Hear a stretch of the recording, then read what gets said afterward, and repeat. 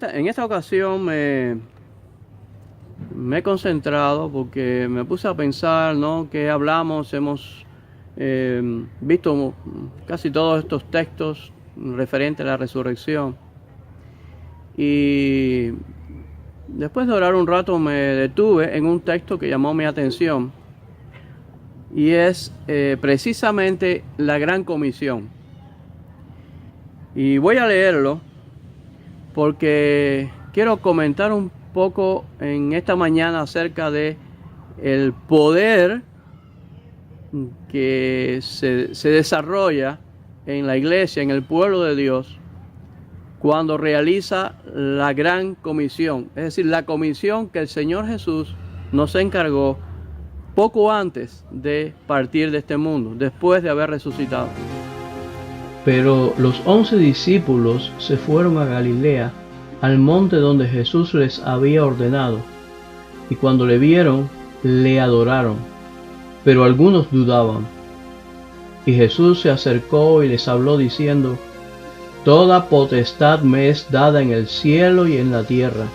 Por tanto, id y haced discípulos a todas las naciones, bautizándolos en el nombre del Padre y del Hijo y del Espíritu Santo, enseñándoles que guarden todas las cosas que os he mandado.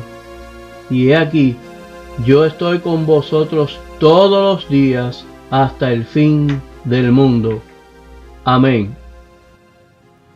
Vamos a ubicarnos primeramente en el lugar donde Jesús pronuncia estas palabras. ¿Qué estaba sucediendo? ¿En qué lugar lo dijo? ¿Cuál era la ocasión? Sabemos que ya había resucitado de la tumba y estaba dando las últimas instrucciones a sus discípulos. Y estas instrucciones que él estaba dando, pues era como, podemos decir que era su encargo a su pueblo, a los que estaban en aquel momento, representando a todos los que estaríamos después. Y él estaba dando las últimas instrucciones antes de partir con el Padre. Y este fragmento que hemos leído es lo que se conoce como la Gran Comisión. Pero se habla poco y se sabe realmente poco del lugar. Pero el texto sí nos dice algo. Y es que dice que los discípulos se fueron a Galilea. Ahora, ¿por qué los discípulos fueron a Galilea? La crucifixión fue en Jerusalén. En Jerusalén estaban cuando fue sepultado. Pero dice este texto que ellos se fueron a Galilea por una razón. Dice que fueron a un monte de Galilea. Y dice al monte donde Jesús les había ordenado. Entonces fueron a ese lugar porque Jesús les dijo: vayan a ese lugar, vayan a ese monte. Espérenme allí, allí tendremos un encuentro. Ahora, es interesante que una buena parte del ministerio de Jesús transcurre en Galilea. En toda esta zona es donde más milagros se ve y se ve un movimiento muy grande de las acciones de Jesús en la zona de Galilea. Él viajaba a menudo desde Jerusalén hasta Galilea, de Galilea a Jerusalén, pero allí en la zona de Capernaum sobre todo, pues había un revuelo, había muchas cosas que él estaba haciendo allí, y esta era la zona más alejada de la nación de Jerusalén, la de más afuera, la frontera. Y los judíos tenían una cierta discriminación hacia los judíos que vivían en esa zona, porque al estar más cerca de la frontera se estaban más mezclados con los gentiles, y eso hacía que los judíos de Jerusalén los discriminaran y los tuvieran a menos, y hubiera esos asuntos racistas que vemos que siempre existe, y sobre todo en el pueblo judío. Ahora, allí Jesús se mueve mucho y está la predicación a la orilla del mar. El mar es algo que está muy relacionado con el ministerio de Jesús, específicamente lo que se conoce como el mar de Galilea, que era un lago de agua dulce y que recibe varios nombres, el mar de Genesaret, y después es también llamado el mar de Tiberias o el mar de Galilea. Galilea de los gentiles. El pueblo que andaba en tinieblas vio gran luz. Los que moraban en tierra de sombra de muerte, luz resplandeció sobre ellos. Ahora, ¿dónde es que Jesús escoge a los discípulos? Cuando encontramos ahí en los textos de la Biblia, encontramos que dice que él llamó a 12. ¿En qué lugar fue que él llamó a esos 12? ¿Fue en la zona de Jerusalén?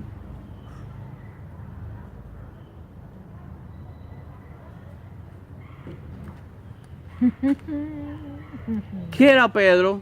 ¿Qué era Juan?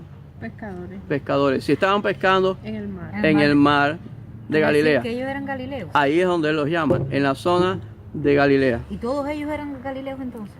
Todos no. Pero No eran necesariamente galileos, pero estaban en esa zona y allí es que él los llama. E incluso hasta Leví, a veces me hacía la idea al principio de que Leví era llamado en Jerusalén, no, fue allí también. Eran de esa zona y es allí donde él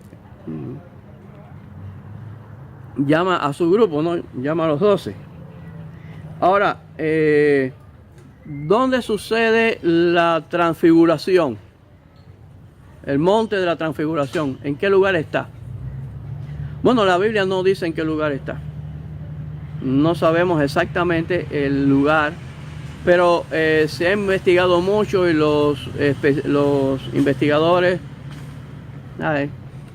los estudiosos de la historia, ellos piensan que se trata del monte Hermón. Hay una tradición de que es en el monte Tabor donde sucedió, pero los estudiosos están más a favor de que fue en el monte Hermón. ¿Dónde está Hermón? Está allá casi que fuera de Israel, allá en las fronteras.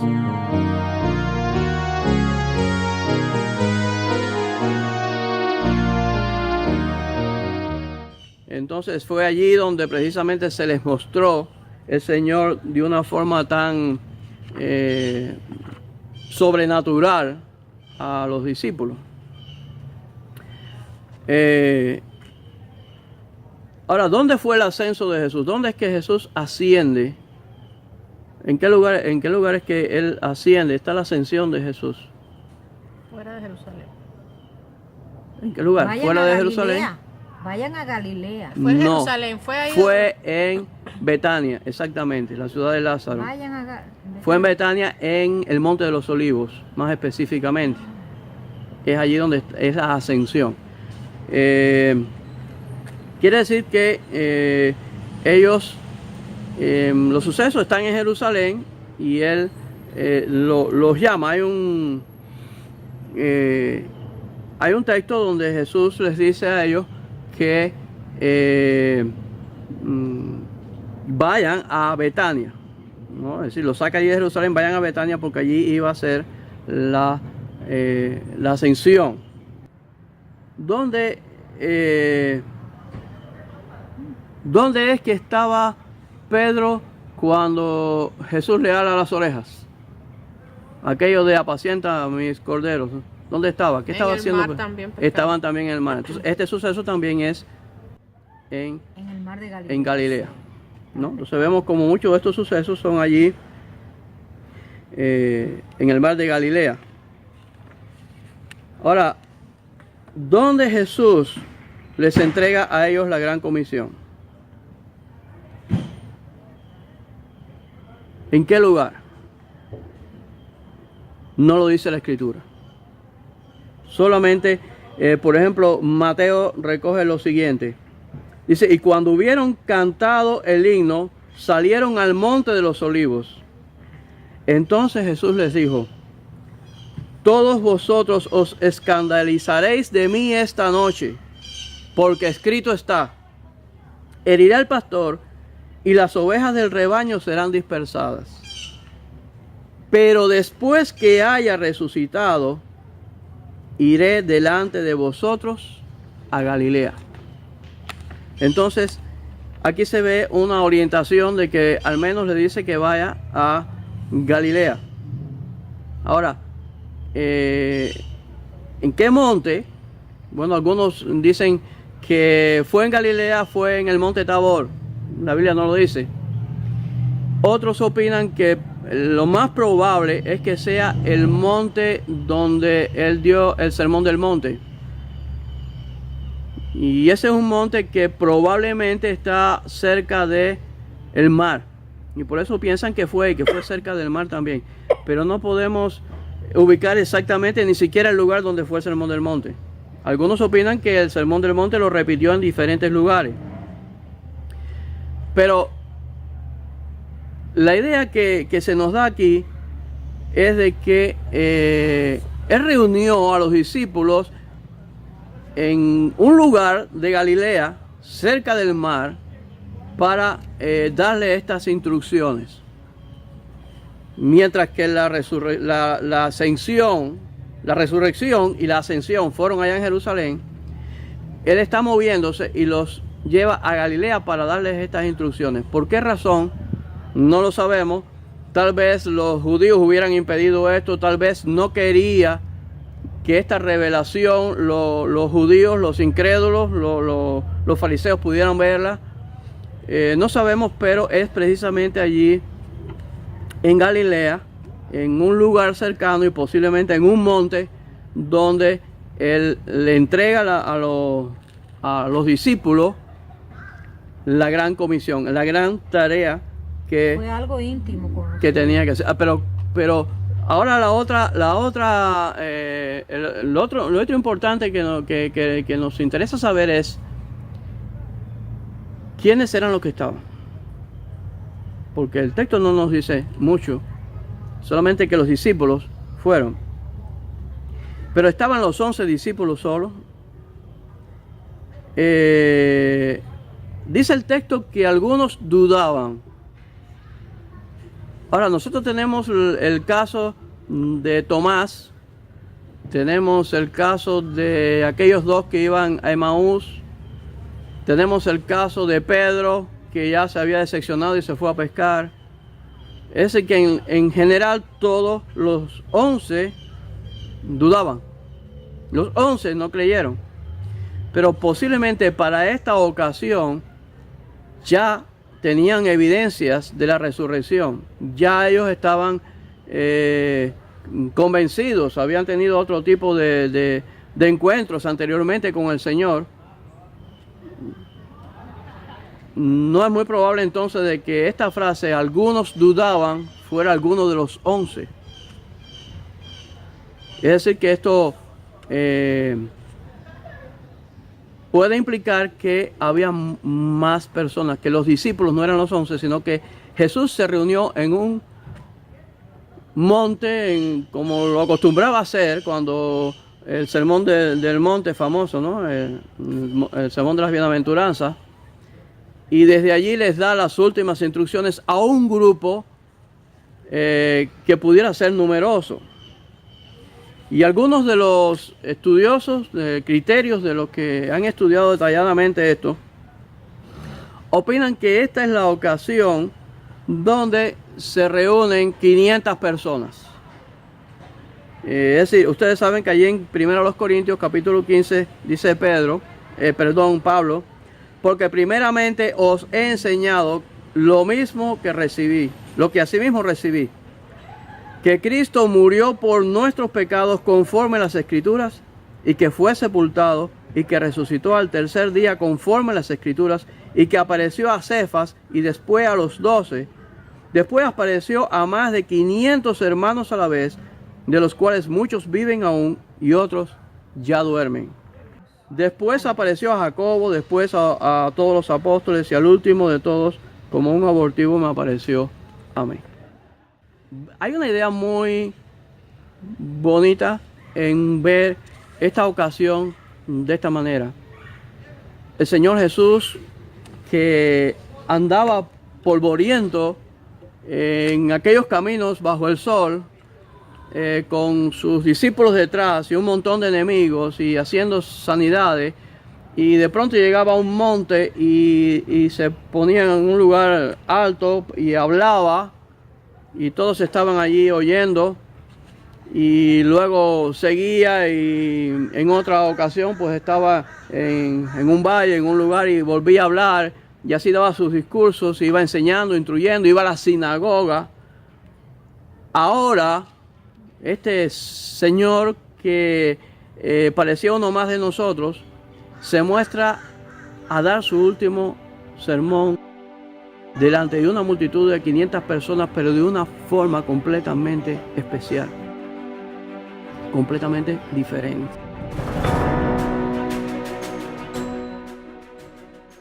Hay un pasaje con el que siempre he estado luchando, ¿no? Y es que el Señor dice en un momento, algunos de los que están aquí verán el reino de Dios, ¿no? No morirán hasta que vean. No morirán hasta que vean el reino de Dios. Pensaba que era Juan. Y la mayoría de los teólogos están de acuerdo en que se refiere a la transfiguración, el monte de la transfiguración. Porque acto seguido de que dice eso en el relato del evangelista, a continuación viene el relato de la transfiguración. Pero yo me pregunto hasta qué punto no se está cumpliendo esto en este momento, cuando el Señor aún no ha ido a los cielos, pero ya está resucitado, ya está en su gloria, ya está en su esplendor. Aquellos que ellos estaban mirando allí, aquella persona que ellos estaban mirando allí, no era el hombre común parecido a nosotros, era el Cristo resucitado, era el Cristo glorioso. Ahora me pregunto, ¿cómo es que algunos no creían? ¿Cómo es que algunos dudaban?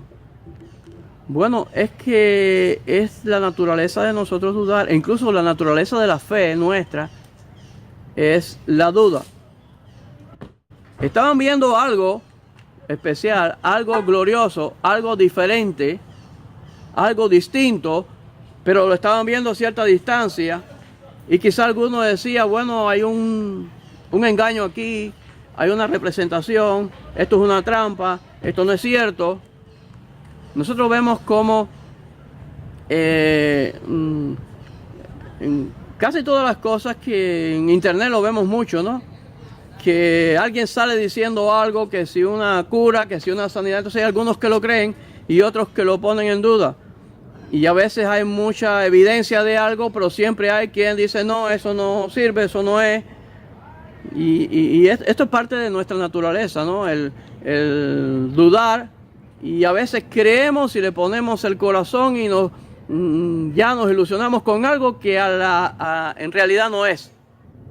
A la larga es falso y nos equivocamos.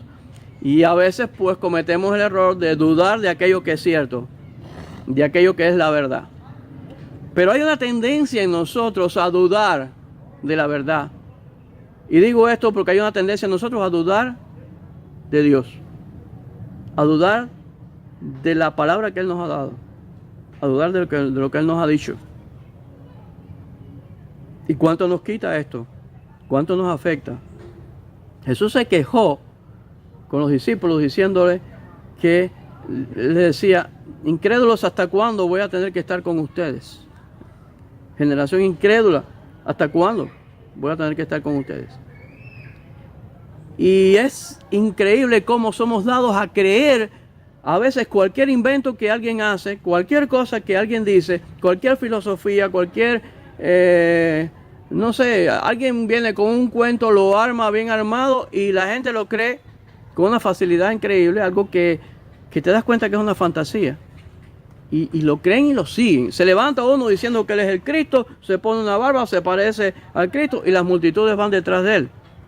Y dan su dinero y dan sus casas y dan todo.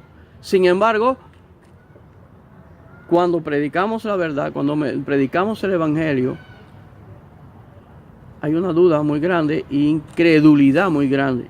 Y es que eso está en la naturaleza humana. No creer la verdad y creer la mentira con mucha facilidad. Ahora, aquí está el Cristo resucitado, había aparecido en muchas ocasiones, está ya dando sus últimas palabras y dice que todavía hay algunos allí que mirándolo y viéndolo, dudaban. Aún viéndolo. Aún viéndolo. Ahora,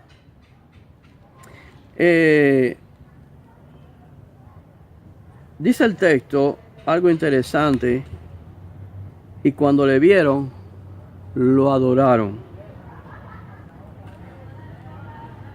Entonces no todos dudaban, o tal vez habían algunos que estaban con la boca abierta. Es como hay veces también cuando algo viene de repente, sucede de pronto y te golpea, no lo crees de pronto, no lo crees en el momento. Tal vez es eso lo que sucedía en algunos, no podemos saber los detalles, pero lo cierto es que dice el texto que le adoraron. Y no sé qué dirán aquí los que dicen que Jesús no es Dios, porque no hubiera nunca permitido que le adoraran. Ahora bien, aquí están los 11, Judas ya no estaba,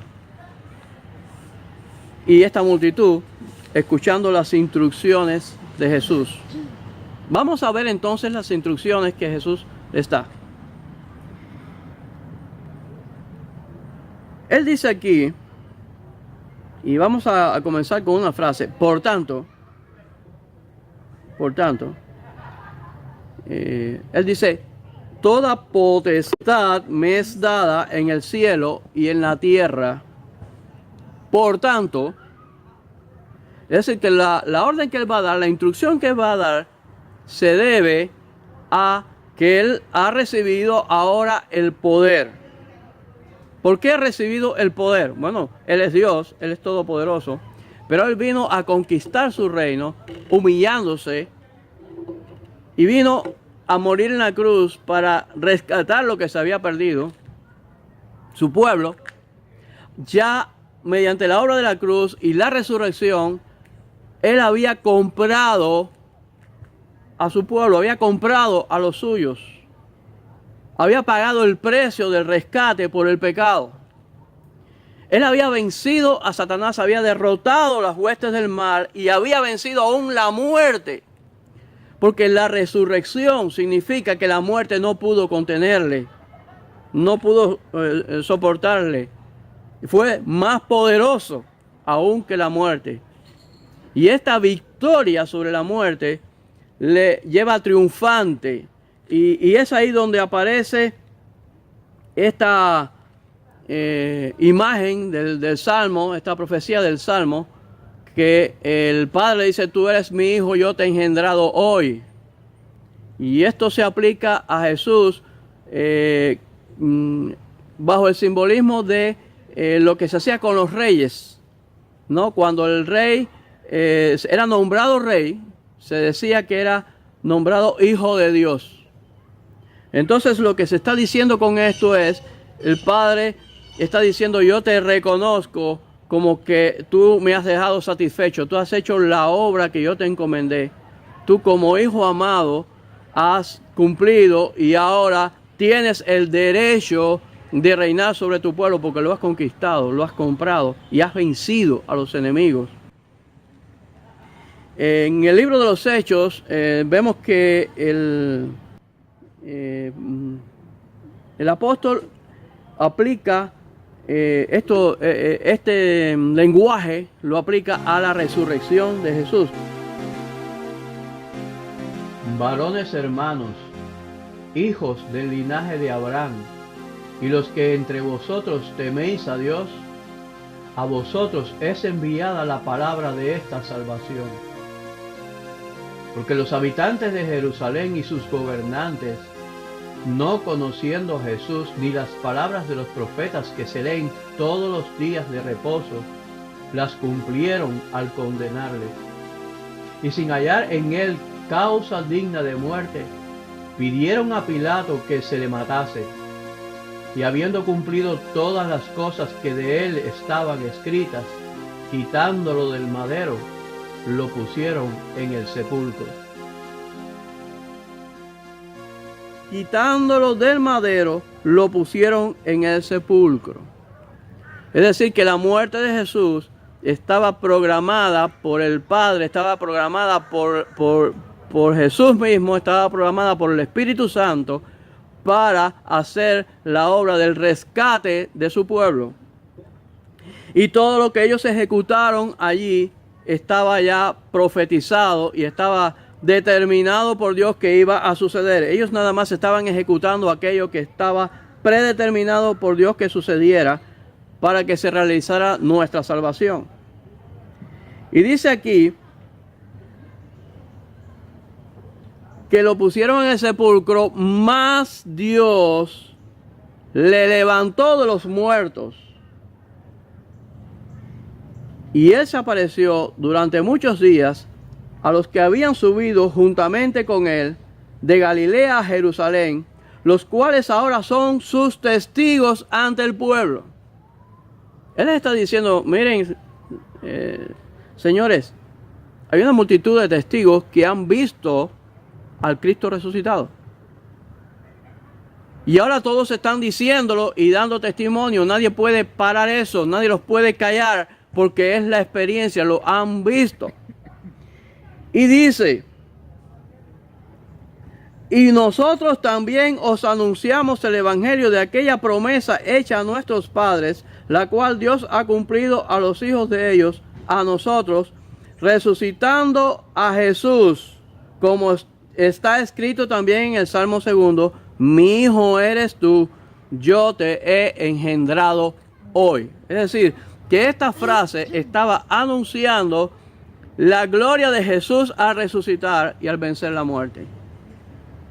Ahora Jesús estaba victorioso y recibía el nombramiento de el rey de su pueblo, el dueño de su pueblo y el rey del mundo, el rey del universo.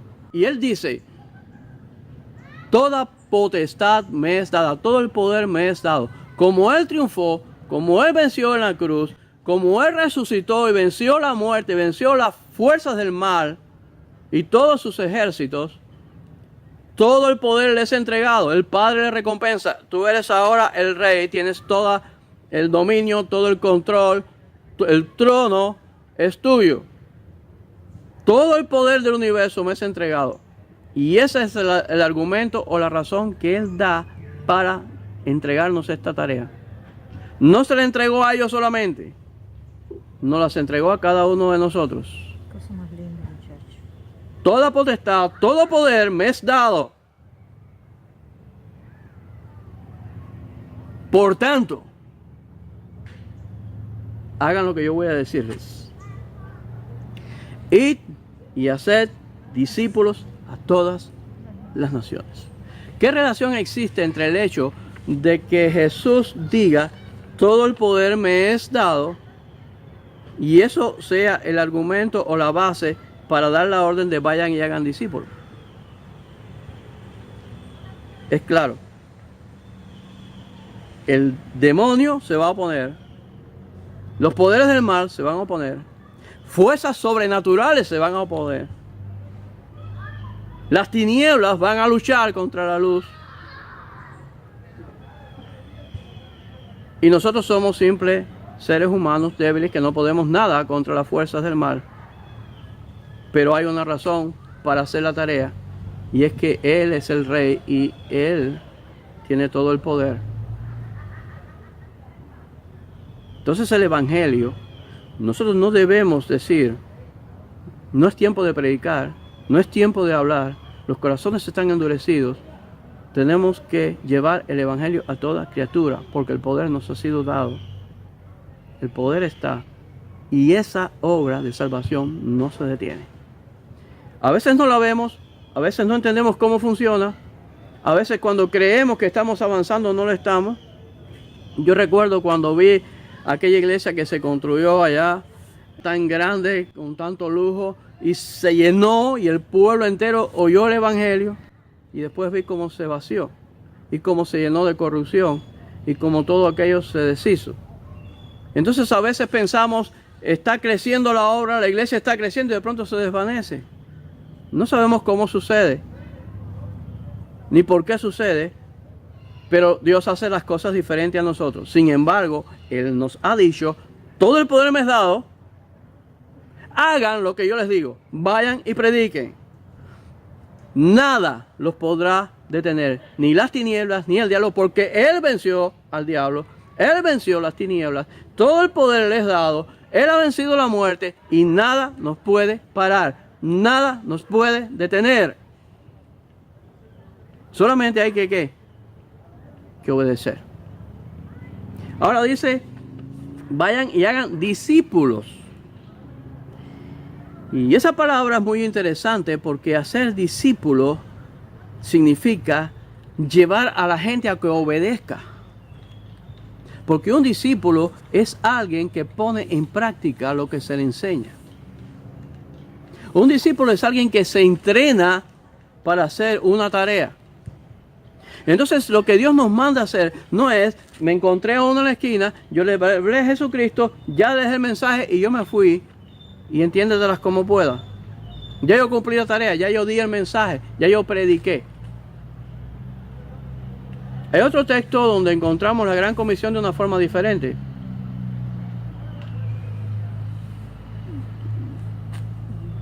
Vayan y prediquen hasta lo último de la tierra.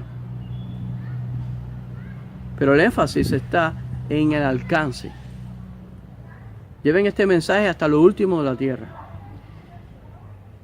Pero aquí se nos detalla más la forma de hacerlo. No basta con hablar el evangelio a una persona, sino que hay que trabajarlo, hay que convencerlo, batallar con él. Pablo decía, derribando argumentos y toda altivez que se levanta contra el conocimiento de Dios y llevando cautivo todo pensamiento a la obediencia a Cristo. Ahí está la idea. Lo que Él nos está mandando a hacer es a trabajar con la mente de la gente. Yo he estado trabajando el tema de la... pensando en el canal, pensando en la forma de llevar el evangelio, y he estado tratando de pensar en esto, de darle vueltas a esto.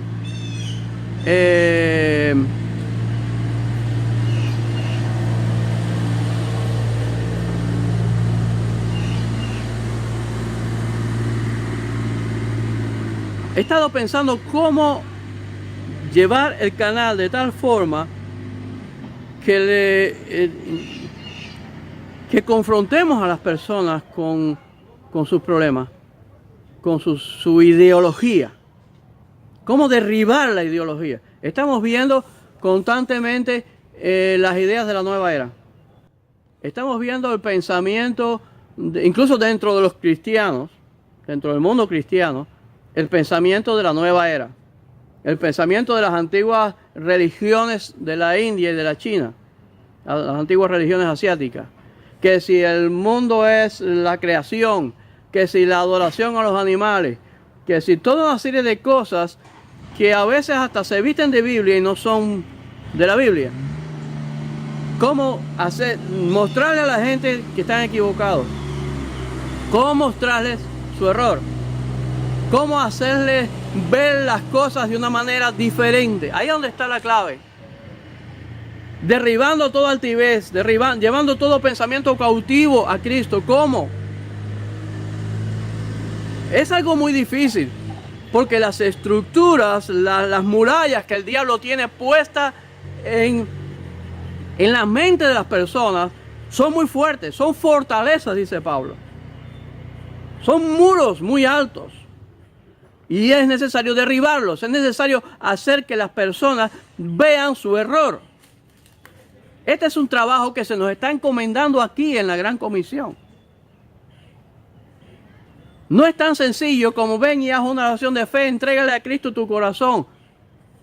Es demostrarle a las personas, tú estás equivocado. Y este es el llamado. Y esto pudiera sonarnos un poco extraño a los reformados, porque si pensamos como los arminianos, entonces decimos, la decisión está en la persona, la decisión final está en la persona.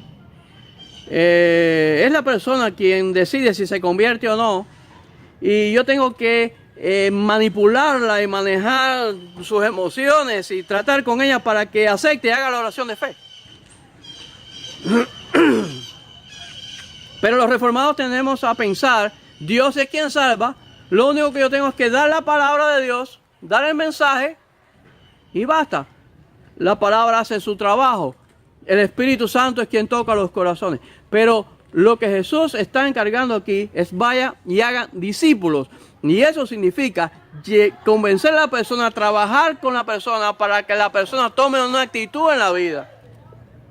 Para que la persona llegue a entender la vida y a ver las cosas de una forma diferente, porque está engañado por el diablo y eso es una realidad. Y el diablo le ha puesto una venda delante de los ojos. Ahora bien, la diferencia está ¿dónde? ¿Dónde está el punto central? Cristo dijo, todo el poder me es dado. Lo que significa que esa tarea de derribar el argumento de la gente, de cambiar su mente, de hacerles ver el engaño de Satanás, no es sabiduría humana. No la podemos hacer por nuestro intelecto, ni con nuestros sistemas humanos, sino que esto es poder sobrenatural de Dios en nosotros, que nos usa. Entonces tenemos que hacerlo, tenemos que abrirle la mente a la gente, tenemos que llevarles a entender, tenemos que obrar para que piensen de forma diferente, pero solamente en oración, solamente clamando la guía de Dios y esperando que el Señor nos va a usar de forma sobrenatural. Porque el poder de la cruz es el único poder que puede arrancar las vendas de Satanás. Pero eso significa que nosotros tenemos que luchar, tenemos que batallar, tenemos que hacer la tarea, tenemos que luchar con las personas, tenemos que amarlos. Algo que creo que es en lo que fallamos la mayoría de los cristianos cuando predicamos el Evangelio, es que no amamos a la persona. No sufrimos por la persona.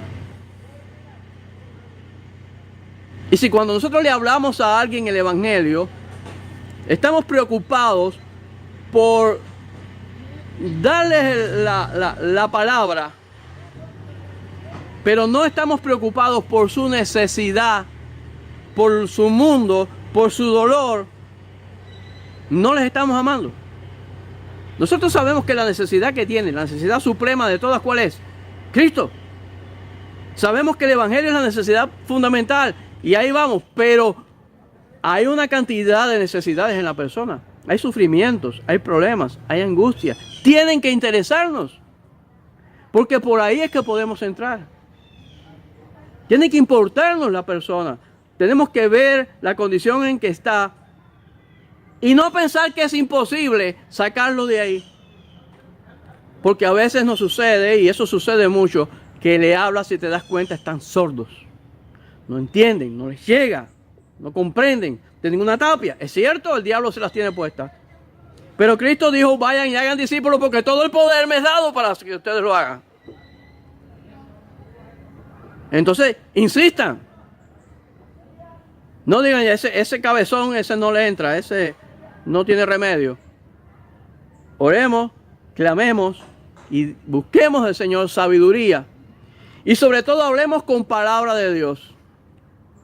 Hablemos la palabra de Dios. Tenemos que estar estudiando la palabra, conociendo la palabra, interiorizando la palabra, meditando en la palabra, para que la palabra esté dentro de nosotros, para que cuando hablemos lo que salga por nuestra boca sea ¿qué? La palabra. Si tú estás el día entero pensando en, no sé, en el dinero, ¿qué sale por tu boca? No es dinero. No es dinero. Si pensaba en el dinero, saliera dinero, fuera tremendo. Sí, imagínate. Pero lo que sale por tu boca es el amor al dinero. Sí, eso sí. Si tú tienes tu pensamiento, no sé, en lo que lo tengas puesto, de eso tú vas a hablar. Obsérvate, yo te hago un reto.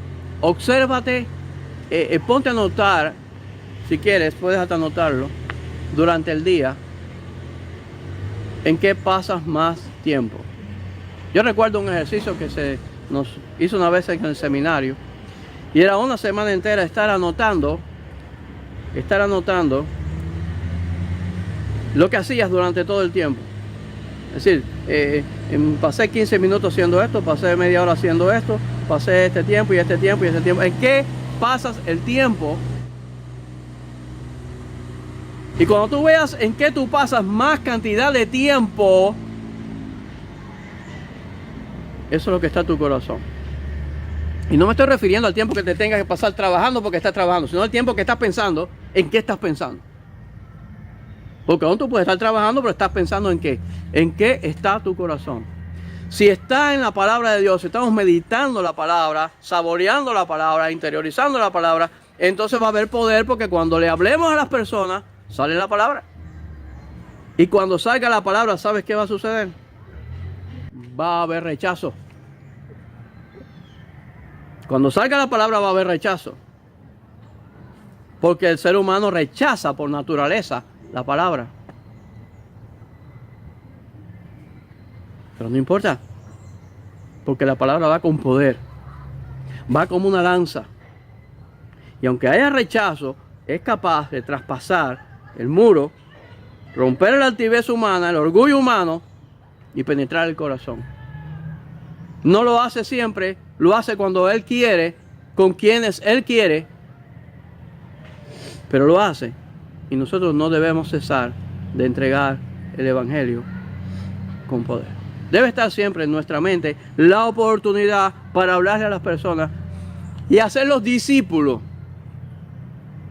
Es decir, en lo que yo vea que se me va abriendo la puerta, yo lo voy trabajando, voy luchando para que su mente cambie y venga a la obediencia a Cristo. Aquí tengo algunos textos.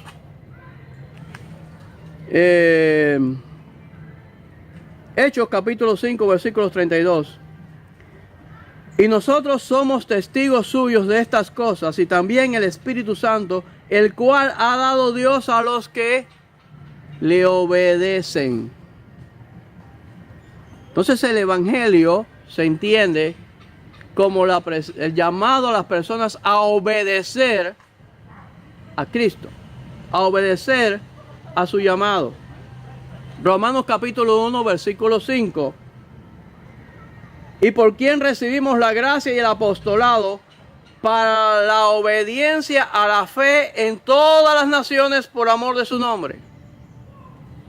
Hay algo interesante aquí. Y es que Jesús dice, vayan a todas las naciones. Esto significa a los gentiles. Se lo está diciendo a judíos.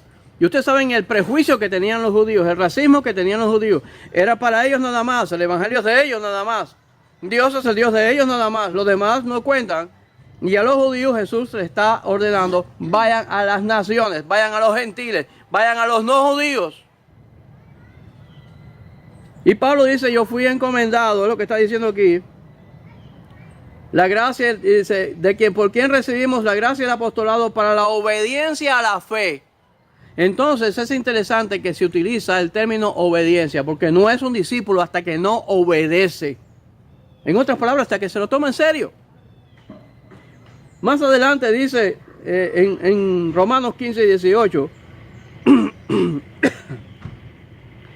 porque no osaría hablar sino de lo que Cristo ha hecho por medio de mí para la obediencia de los gentiles, con la palabra y con las obras. Otra vez el término obediencia. Entonces hay un llamado a llamar a las personas a la obediencia a Cristo. 2 Corintios capítulo 10:5, derribando argumentos, el texto que mencionábamos ahorita. Derribando argumentos y toda altivez que se levanta contra el conocimiento de Dios y llevando cautivo todo pensamiento a la obediencia a Cristo. Entonces tenemos constantemente este llamado de trabajar con las personas, luchar con sus pensamientos, con sus ideas.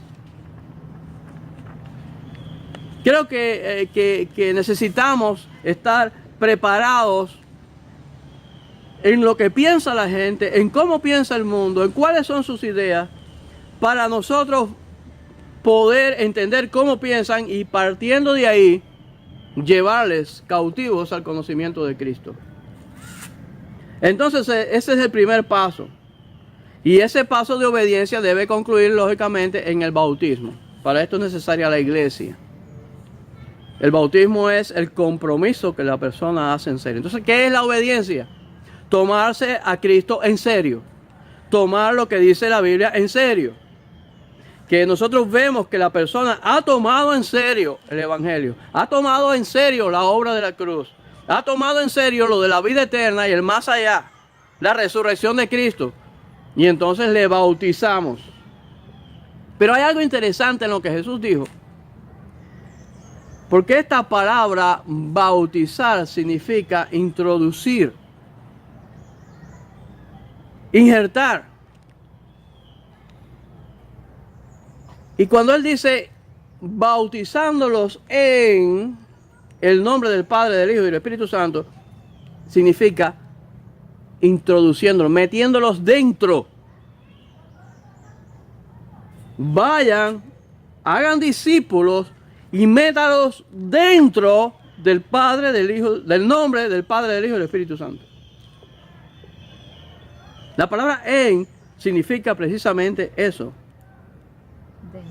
Dentro de el Padre, del Hijo y del Espíritu Santo. En 1 Corintios capítulo 10, versículo 1 y 2, dice Pablo, porque no quiero, hermanos, que ignoréis que nuestros padres todos estuvieron bajo la nube y todos pasaron el mar y todos en Moisés fueron bautizados en la nube y en el mar. Es la idea de que pasaron por dentro del mar, estuvieron dentro del mar. Todos fueron bautizados en Moisés. Entonces, es la idea de estar dentro. Ahora, había algo muy definido en el pueblo de Israel. Los que estaban fuera de Israel y los que estaban dentro de Israel. Y Dios define así su pueblo. Los que están fuera de su pueblo y los que están dentro de su pueblo. En Gálatas 3:27. Porque todos los que habéis sido bautizados en Cristo, y ahí está la palabra, en Cristo, dentro de Cristo estáis revestidos. Entonces es la idea de bautizarlos, es meterlos dentro. Y cuando se hace el ritual en agua del bautismo, se está representando esto mismo. Es la introducción dentro del pueblo de Dios, dentro del cuerpo de Cristo, dentro de Dios mismo. Aquí tenemos este texto tremendo de Efesios capítulo 2, el versículo 11, donde dice, por tanto, acordaos de que en otro tiempo, y está hablándole a los gentiles, vosotros los gentiles, en cuanto a la carne, erais llamados incircuncisión por la llamada circuncisión hecha con mano en la carne. En aquel tiempo estabais sin Cristo, alejados de la ciudadanía de Israel, y ajenos a los pactos y las promesas, sin esperanza y sin Dios en el mundo. Aquí está Israel con los pactos, con la promesa, con la esperanza, incluido, y los gentiles ¿dónde estaban? Fuera, excluidos. No tenían esperanza y no tenían Dios, porque no tenían Dios verdadero. Tenían muchos dioses, pero falsos.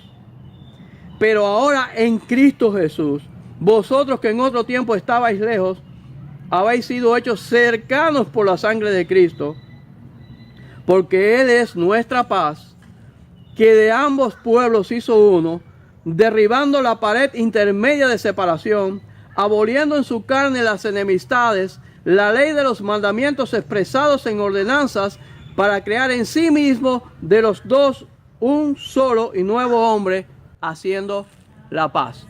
Ahora se rompe ese muro, se rompe esa separación entre Israel y los gentiles y las naciones, y hace un solo pueblo. ¿Cómo? Incluyéndolos en Cristo. Cristo es ese pueblo. Cristo es ese lugar, ese sitio al cual hemos sido incluidos. Dice, haciendo la paz y mediante la cruz reconciliar con Dios a ambos en un solo cuerpo, matando en ella las enemistades. Y vino y anunció las buenas nuevas de paz a vosotros que estabais lejos y a los que estaban cerca, porque por medio de él los unos y los otros tenemos entrada por un mismo espíritu al Padre. Así que ya no sois extranjeros ni advenedizos, sino ciudadanos de los santos y miembros de la familia de Dios, edificados sobre el fundamento de los apóstoles y los profetas, siendo la principal piedra del ángulo, ¿quién?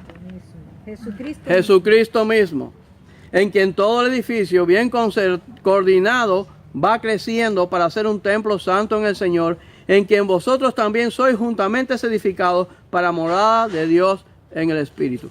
En el libro de Daniel aparece que están los imperios representados por determinados animales, monstruos. Están los imperios. Hay, entre las imágenes que le son dadas a Daniel, hay una estatua muy grande, y esa estatua está compuesta de distintos metales. Pero lo que sucede es que hay una piedra que viene, y esa piedra viene y golpea la estatua en los pies, y la estatua se derriba. Pero la piedra comienza a crecer, a crecer, a crecer, y se va convirtiendo en un monte que cubre toda la tierra. Y eso es un simbolismo, es una figura de esto que estamos describiendo aquí. Cristo nos ha mandado a todas las naciones a incorporar, a meter dentro de su pueblo, de su iglesia, a los gentiles. Es decir, a todas las personas que nos rodean.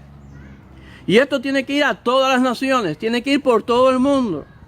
Y la expansión del evangelio no va a detenerse porque todo el poder le ha sido dado. Amén. Entonces, todos los días esto está sucediendo y nosotros somos llamados a esta tarea, a este trabajo. Usar el poder de Dios para llamar a las vidas e introducirlas a la iglesia.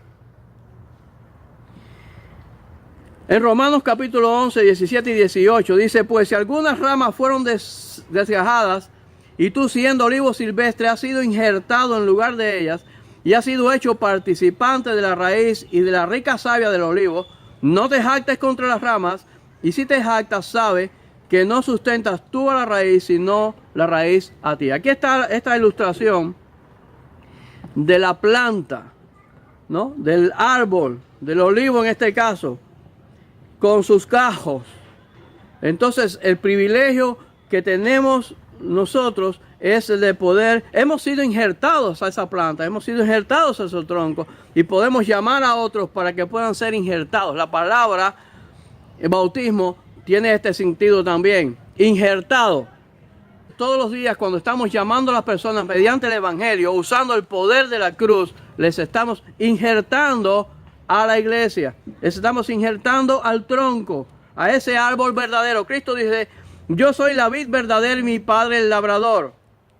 Todo pámpano que en mí no lleva fruto, lo quitará, y todo aquel que lleva fruto lo limpiará para que lleve más fruto. Ya vosotros estáis limpios por la palabra que os he hablado. Permaneced en mí y yo en vosotros. Como el pámpano no puede llevar fruto por sí mismo, sino que permanece en la vid, así tampoco vosotros, si no permanecéis en mí. Yo soy la vid, vosotros los pámpanos. El que permanece en mí y yo en él, este lleva mucho fruto, porque separados de mí, nada podéis hacer. El que en mí no permanece será echado fuera como pámpano y se secará, y los recogen y los echan en el fuego y arden. El otro día hablábamos de una ilustración, una figura, donde veíamos a la humanidad como un árbol. Pudiéramos pensar en todos los seres humanos. Pero cuando vemos el principio de la elección y vemos, por ejemplo, esta figura y otras veces en que la Biblia se describe a la iglesia como un árbol, o a Israel, que en realidad es el Israel verdadero, el Israel de los creyentes, el Israel de los hombres de la fe, la iglesia, nosotros. Cuando la Biblia describe como un árbol, pues entonces podemos ver que la verdadera humanidad con la cual Dios tiene propósito son los salvados, son los elegidos, son esos que forman parte de la vid, que están nutriéndose de la vid. Y los demás son hojarasca, son gajos que caen al suelo y se queman, se terminan dándole candela. Ese es el fin de la hojarasca. Entonces, cuando nosotros predicamos el evangelio, estamos añadiendo gajos a la vid, al tronco. Estamos haciendo que participando en el crecimiento de ese gran árbol que Cristo está haciendo mediante la obra de su cruz. Ahora bien, Él dice algo importante. Él dice también, enseñándoles que guarden todas las cosas que les he mandado. Y esto es como una segunda fase. Primero, logramos que obedezcan a la fe, logramos que tomen el evangelio en serio, y entonces les bautizamos, y entonces viene el seguir cuidándoles mediante la enseñanza, cultivando en ellos la fe, cuidándonos los unos a los otros, los unos buscando, ayudándoles en las debilidades, en las dudas, en las luchas, y ahí dándonos la mano unos a los otros y sosteniéndonos hasta el día en que Cristo venga. Y entonces Él dice por último, y aquí yo estoy con vosotros los domingos, Hasta el fin del mundo. todos los días hasta el fin del mundo. ¿Y por qué Él enfatiza esto? Porque Él ha dicho, todo el poder me es dado. Lo que ustedes están haciendo, la tarea que les es encomendada, es poder de lo alto, el poder de la resurrección. Y tienen que hacer esa tarea mediante ese poder, si no es imposible, porque las fuerzas del mal no lo permitirían. Pero yo voy a estar con ustedes todos los días, hasta el fin del mundo, y hasta el último día, hasta que se cumpla el propósito. Cuando el último de los gajos sea injertado, cuando el último de los salvados sea incluido en el propósito y plan de Dios, se terminó esto. Se terminó. Pero mientras no termine, Cristo va a estar con nosotros todos los días, todos los días, todos los días, todos los días, bendiciéndonos. Parece que no estamos haciendo nada. Parece que se nos fue el día y no le hemos predicado a nadie. Él dice, yo estoy con ustedes todos los días. Cada día está su poder en nuestra vida. Está actuando, está obrando y de alguna forma nos está usando. Lo que no podemos tener es un pensamiento pesimista y decir, la gente no cree, la gente no quiere saber del evangelio. Tenemos que saber que tenemos un llamado, que es el llamado de nuestro Señor, y que Él está todos los días diciéndonos lo mismo. Ve y haz discípulos. Ve y trae a los incrédulos a la fe mediante el poder de la cruz, mediante el poder que está en mí. Yo estoy contigo todos los días y estaré todos los días hasta el fin. El poder de la resurrección. Y hoy es el día de la resurrección. Y el poder de la gran comisión es ese poder que resucitó a Cristo. Amén. Y sigue resucitando muertos espirituales todos los días. A Él sea la gloria, a Él le obedecemos, en Él esperamos y en Él triunfamos. Porque Él es nuestra victoria. Su victoria es nuestra victoria. Su resurrección es nuestra resurrección. Gloria a su nombre. Gracias, Y bendito Señor. sea este su día.